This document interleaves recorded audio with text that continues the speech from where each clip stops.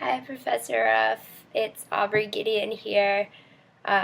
Sorry, my voice is really messed up, but at least I have one today. It's just a little scratchy. So I'm going to start off talking about the information processing theory and how basically the information processing theory it focuses on how information enters, is stored, and is retrieved from an individual. I personally think that this is considered the broadest learning theory that there is, just because honestly it's very broad. Like it's just based off of memory, storage, and retrieval. Um, it also this theory um, is based off of how learning is a change in long-term memory. So I have this handy dandy diagram. I'm not sure if you can see it very well, but it's basically the one we did in class where there's stimuli that goes to sensory memory. And then if the student's paying attention, this stimuli will go to the working memory. And then if there's something within the working memory that catches the student's attention, whether it's like a visual aid or something like that, it'll work its way down to the long-term memory. And that's, according to the information processing theory, that is when the student will have learned. And that's what learning is. That's when learning is has occurred. As a swim teacher during the summertime, for me, something I noticed is if I'm teaching a child a new stroke, like breaststroke for instance, I'll make the child practice the stroke with the arms first, and once they get that down perfectly, I'll add the legs in. And then I'll just make them keep swimming laps, doing it correctly until it really clicks in their long-term memory how to swim this stroke. Given it takes a lot of practice, but once they learn it, it's ingrained. So it's pretty cool how that works. The next theory I was going to talk about was the behaviorism theory.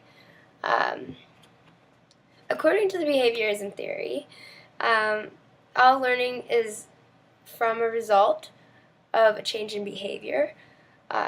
So it also says that, according to the behaviorism theory, behavior of the student is shaped through positive or negative reinforcement. So, positive reinforcement would be a response that the student finds favorable or desirable. That would increase the response. So say a student is being praised for turning in her homework on time, she'll be more likely to keep turning her homework in on time because of this praise. And then there's also negative reinforcement, which is when a response increases when a previous undesirable stimulus is removed. Say I have paper to write tomorrow, which I do, and I'm really worried about it. What I should have done was write it 2 days ago to prevent this worrying. So say a student writes a paper that they're worried about 2 days before it's due to get rid of the worrying feeling that I'm now having. Okay, along with positive reinforcement and negative reinforcement, there's also punishment, which is basically, it's like the same thing except it's the opposite. So it's presented through behavioral learning. It's the consequence of punishment. It decreases the frequency of the response it follows. So, presentation punishment is used for a response that decreases when a new stimulus, usually an undesirable one, is presented. So, say I'm teaching a swim class. I'm just going to use swim classes because that's something I do. Say I'm teaching a swim class and a child is not paying attention, they're not holding onto the wall like they're supposed to be. I will chastise that student and tell them that they need to keep their hands on the wall when it's not their turn, because it's dangerous if they try to swim off on their own and they can't swim. After being chastised, they usually will pay attention and not do it again because they're embarrassed about their actions, especially in front of their peers. There's also removal punishment, which is when a response decreases when a previously existing stimulus, one the learner finds desirable, is removed. Back to a swim example. Say I have a little youngster who is just not listening. I've told him to keep his hands on the wall multiple times, and he still keeps swimming away from the wall.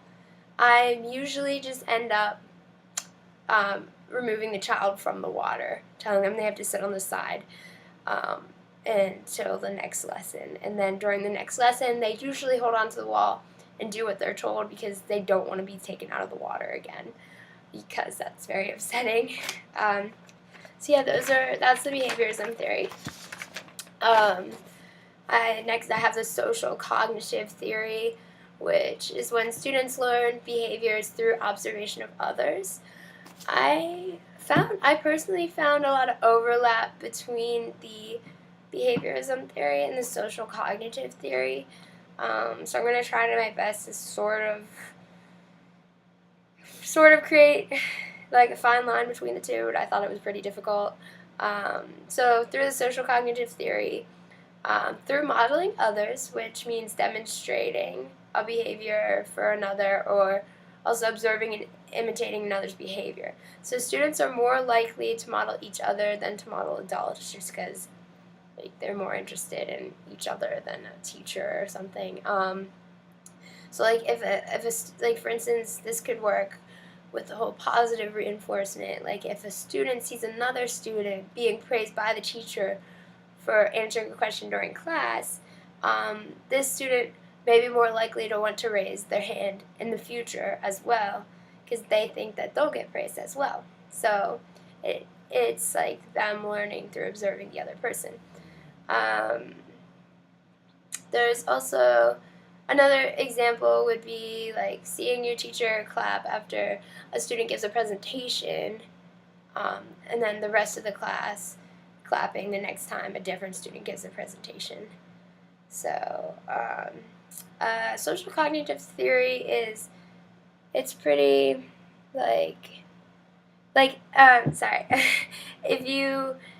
it's encouraged by group collaboration. So if there's a group, they like to have relatable points and so forth. The next learning theory I'm going to talk about, and the last one, is constructivism. Constructivism is when learners are actively involved in the process of learning. So students learn based on their own individual or social experiences. So like, say in class today, we watched a video of a history teacher teaching a lesson, and she showed pictures of flowers and asked the students how they could relate to this anti-war era within the USA. And the students said it reminded them of peace. So by prompting the students, this allowed them to see an image involving schemas like how flowers are related to peace. By prompting students with questions, it allows them to pull information out of their long-term memory and form new connections. Group work is really, really great for constructivism because it allows students to basically feed off of each other's experiences and form new connections from each other, and pull information from their long-term memory and formulate new connections. So that is what I got out of all my learning theories. I'm very sorry for my scratchy voice. At least I can talk. Thank you for your time.